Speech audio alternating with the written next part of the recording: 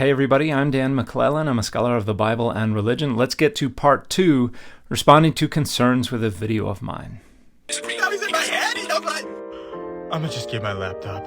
Klaus Westermann he's an Old Testament scholar, offers 5 key points on why Genesis 1:1 should be understood as an independent clause rather than subordinate. All right, Bereshith. Oh, this is good. So you're talking about Klaus Westermann's 1984 English translation of his 1974 German commentary on Genesis 1 through 11. You're talking about a 50-year-old piece of scholarship. You're entirely ignoring the fact that the scholarship that I shared about the contemporary scholarly consensus regarding Genesis 1:1 begin in 2008 up to a piece of scholarship literally published this month in 2024. So you are entirely out of date. You're only pointing to one scholar, and you seem to think that even though saying the majority of scholars accept a conclusion doesn't necessarily mean right, and that's true, you're responding with just one scholar, as if one scholar does mean right. And you're not going to competently engage with the argument. In fact, you say, Westermann points to 5 key points that indicate that we should understand verse 1 as an independent clause. But he doesn't. He summarizes 5 issues relevant to the argument.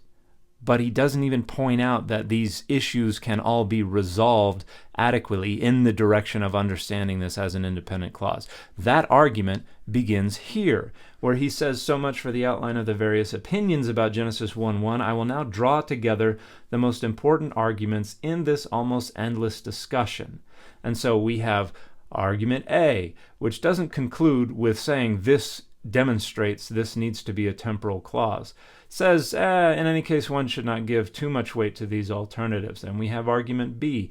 And we have argument C, which begins, can theological arguments solve the problem? And ends with the statement, theological arguments alone cannot decide the problem. So, again, these are not 5 key points, all demonstrating that this should be understood as an independent clause.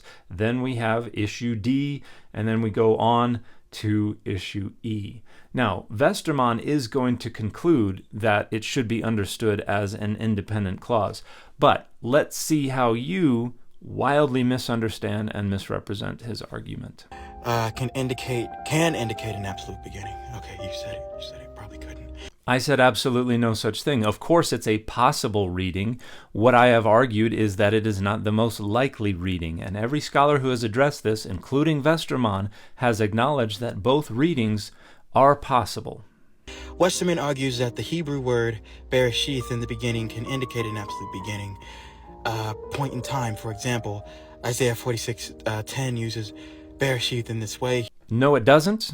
And Westermann never once points to Isaiah 46 at all anywhere in his entire commentary. So this is something you have added, or whoever you're reading has added to this, and it is entirely incorrect, because the word Bereshit does not occur anywhere in Isaiah 46.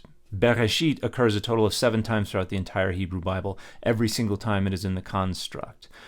Reshit, just without the preposition bet, occurs dozens of more times. Isaiah 46 is the one occurrence where reshit, which occurs with the min preposition, so mereshit, occurs in a way that must be understood as absolute.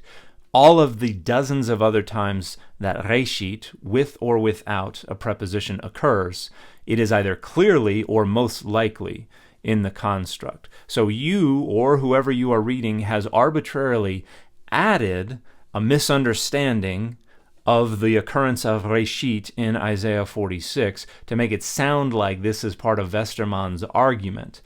And there's another problem with appealing to one of around 50-ish occurrences of this word as the one absolute occurrence of this word as evidence that that's how we should understand Genesis 1:1.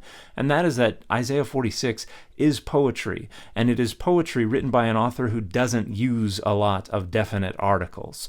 And Genesis 1:1 is not poetry, it is prose. This is something that scholars have acknowledged. Westermann doesn't bring up Isaiah 46, so Westermann is not acknowledging this. But more recent scholars acknowledge that Isaiah 46 is poetry while Genesis 1 is prose. So not only is it a terrible argument to say the one time it happens that way should govern how we understand Genesis 1, even though there are literally dozens of other occurrences where it is in the construct, but it's not even the same literary style.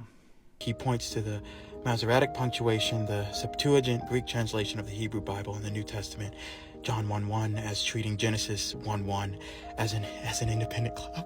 Okay, we're going to be all right. So that's actually not a part of Westermann's argument. That's a part of this paragraph here where he is summing up what the scholarly argument for understanding Genesis 1:1 as an independent clause has included. This is just a summary where he talks about how indirectly things like the Septuagint and John 1:1 indicate that early Jewish and Christian authors understood it as an independent clause. So again, you have entirely misunderstood what Westermann is arguing.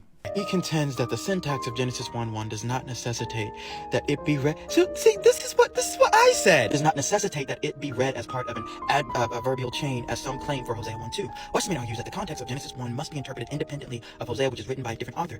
So here's where I would recommend you check out the scholarship I already cited, and specifically Holmsted's 2008 paper, The Restrictive Syntax of Genesis 1:1.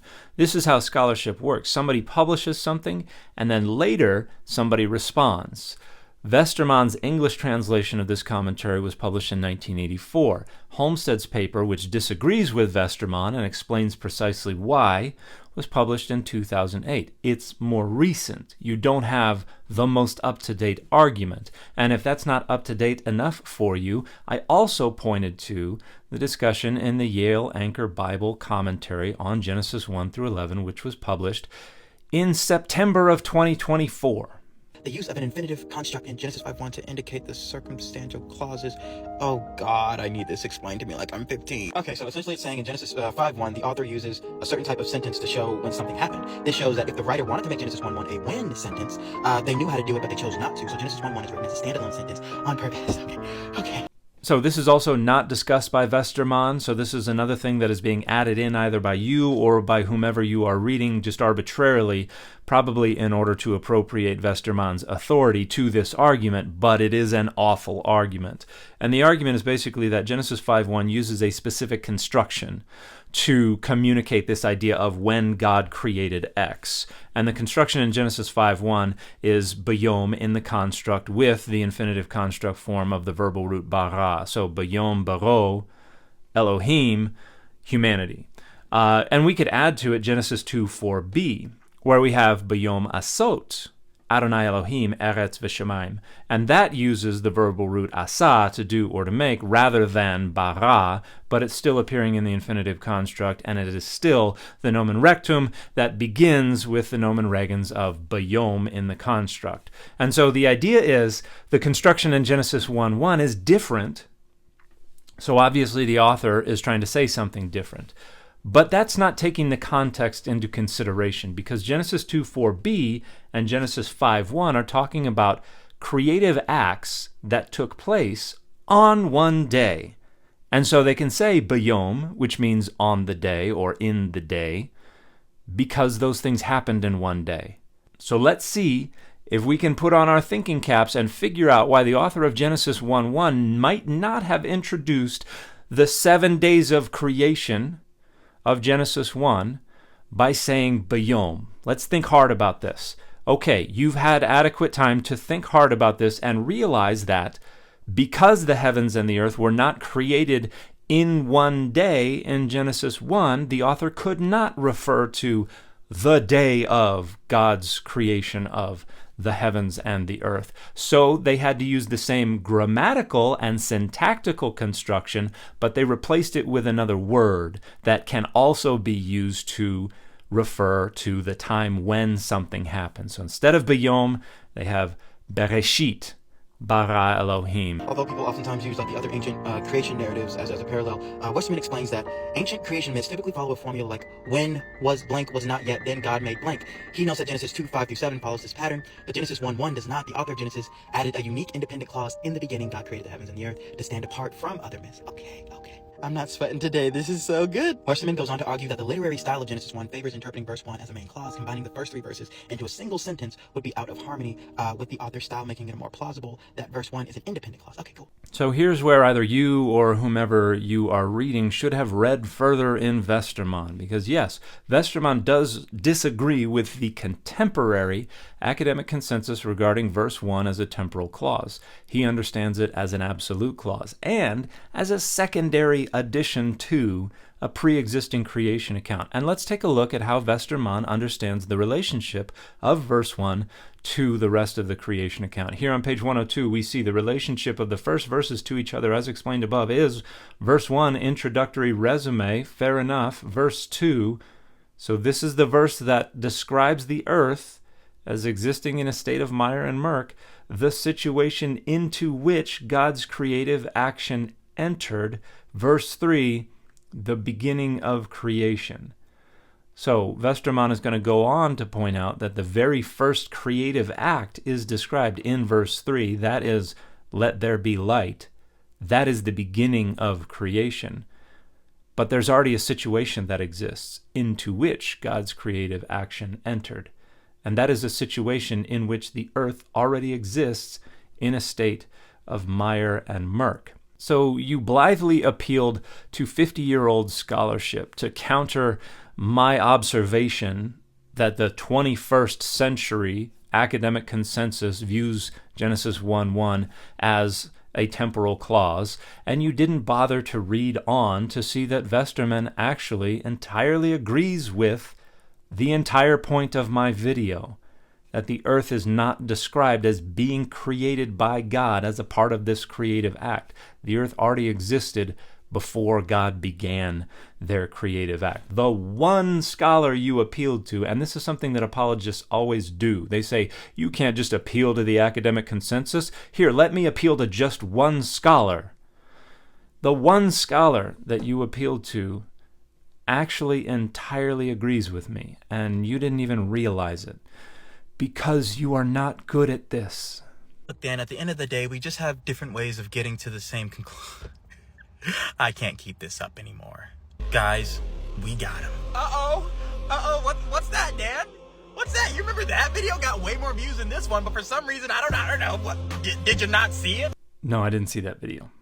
Did you really think we were gonna be off your head about blocking inspiring philosophy? The nerve of a man to call me bad faith. The nerve of a man to say what's inside my head and I'm engaging in dogma. Bro claims I'm inside some kind of echo chamber, and yet when somebody who's giving you all the smoke you want comes at you, you block them? Bro really thought he was gonna start his no lantern, no Kryptonian era after blocking him, and we were just gonna be off your head? Certainly you believe I'm engaging in bad faith, so why in the world aren't I blocked yet? And why did you block inspiring philosophy? Why'd you do it? You can answer this in your stitch. Now that I know that you're gonna see this, congratulations, you activated the Trump card. Bro gonna act like he ain't got biases and call me out. Well, in the words of inspiring philosophy, someone you blocked, your dogmas and biases have no bearing whatsoever on whether or not what you're saying is true. Data over dogma, reason over consensus. Nah, bruh, the North remembers. We crashing out over IP for the fit for this video is 9 line, and you got 9 days to reply to me. Yes, I only said that because it rhymed. And yes, I'm proud of myself. So I sincerely do not understand the raging and belligerent butthurt about inspiring philosophy being blocked. But I blocked him because after numerous opportunities to demonstrate that he could engage in good faith, he just repeatedly refused and instead offered fallacy after fallacy after fallacy after fallacy, rhetorical deflection, rhetorical evasion. He was not interested in engaging in good faith, and it just becomes a waste of my time after a certain point. So I would like to extend to you the same invitation I extended to him. Demonstrate to me in your response that you can engage in good faith. I've made it clear enough what it means to engage in good faith. So show me that it is not a gigantic waste of my time to imagine that you are capable of being reasoned with and of competently and in good faith engaging with my argument. And the fit for this video has been The Man Without Fear.